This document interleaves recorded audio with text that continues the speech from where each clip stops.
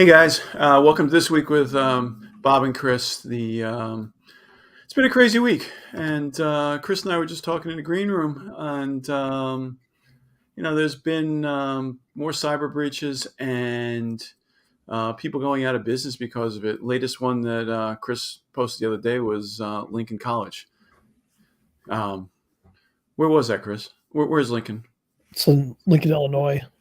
It actually they broke ground on Abraham Lincoln's birthday in 1865. So 157 years they've been around, and between declining enrollment from COVID and then they got a massive ransomware attack in December. It took them till March to actually fully restore, and they announced less than 2 months later that they were closing because they they looked at the enrollment and they couldn't justify the cost. That's crazy. So they had a double whammy: the COVID and ransomware. Yeah, and you think about it, they've went through an economic crisis in 1887. They had a campus fire in 1912. This is on their website, by the way. They went through the Spanish flu, the Great Depression, World Wars, to a global economic crisis in 2008, and what ends them?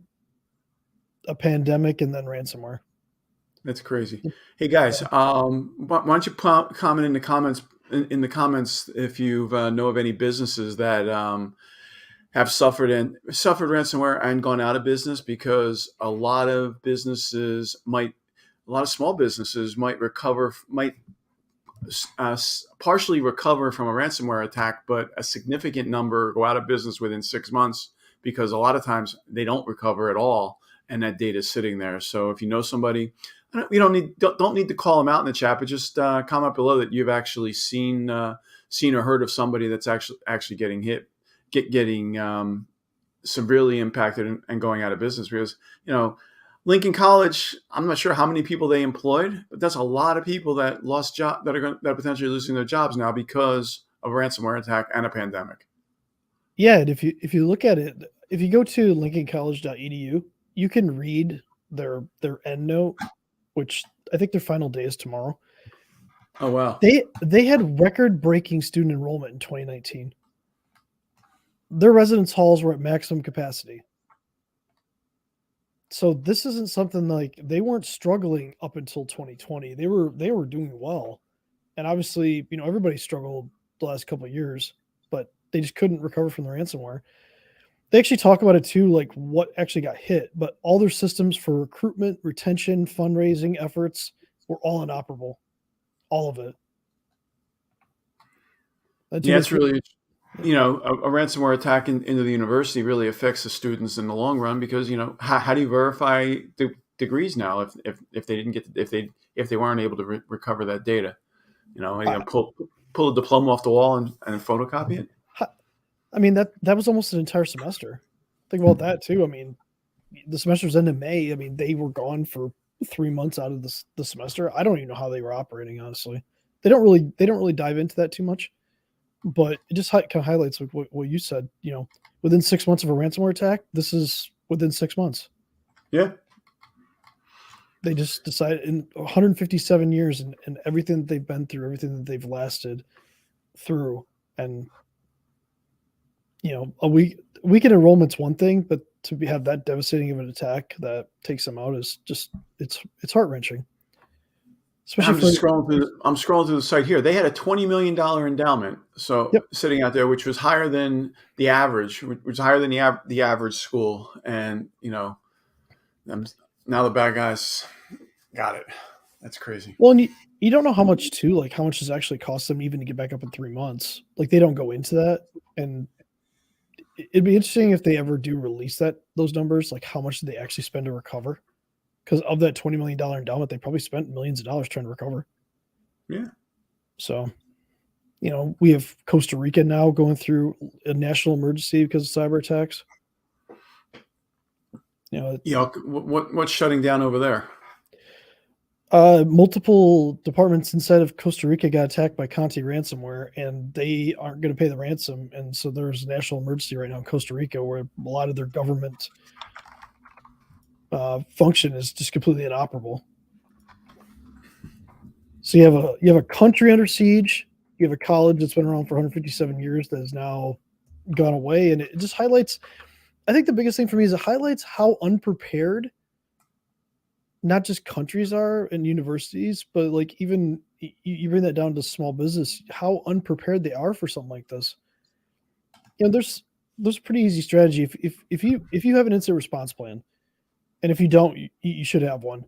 But if you do, you can run through something like a tabletop exercise where you actually put a scenario, have somebody come in and put a scenario in front of you that it doesn't have to be ransomware. It could be business email compromise. It could be a fire in your building. It could be tornado, flooding, whatever. Pick something, run through your response plan, and you're going to find holes. You're going to find gaps, especially if you have the right people in the place. And if you don't have a plan, this is the stuff that really can, it highlights how dangerous it really is to not have a plan.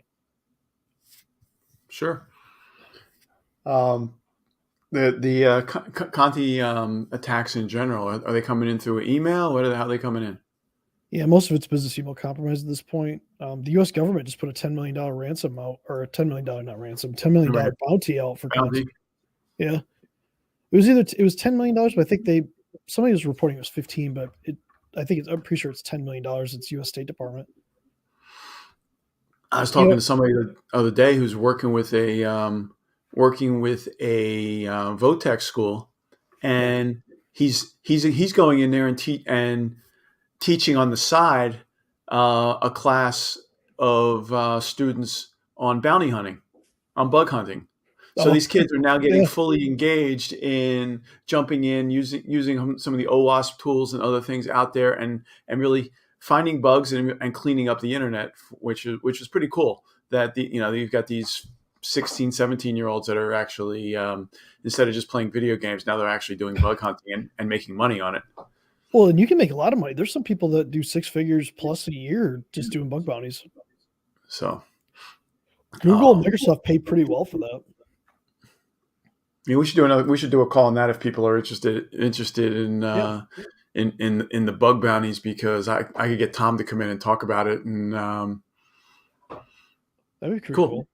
Yeah. So a recap for this week is the bad guys are still there, and in this case, it was a larger university that obviously had a staff of people out there that were watching. We don't know the specifics of what they had out there. It could be another case of something like Target, where they had a whole bunch of tools, and it was really shelfware because we checked the box that we had the tool, but no one actually looked at the tool. We don't know that, but just make sure that internally for your business that you guys are doing the right stuff. Make sure that you are getting your patches. Make sure that you've got other monitoring in place besides just your antivirus.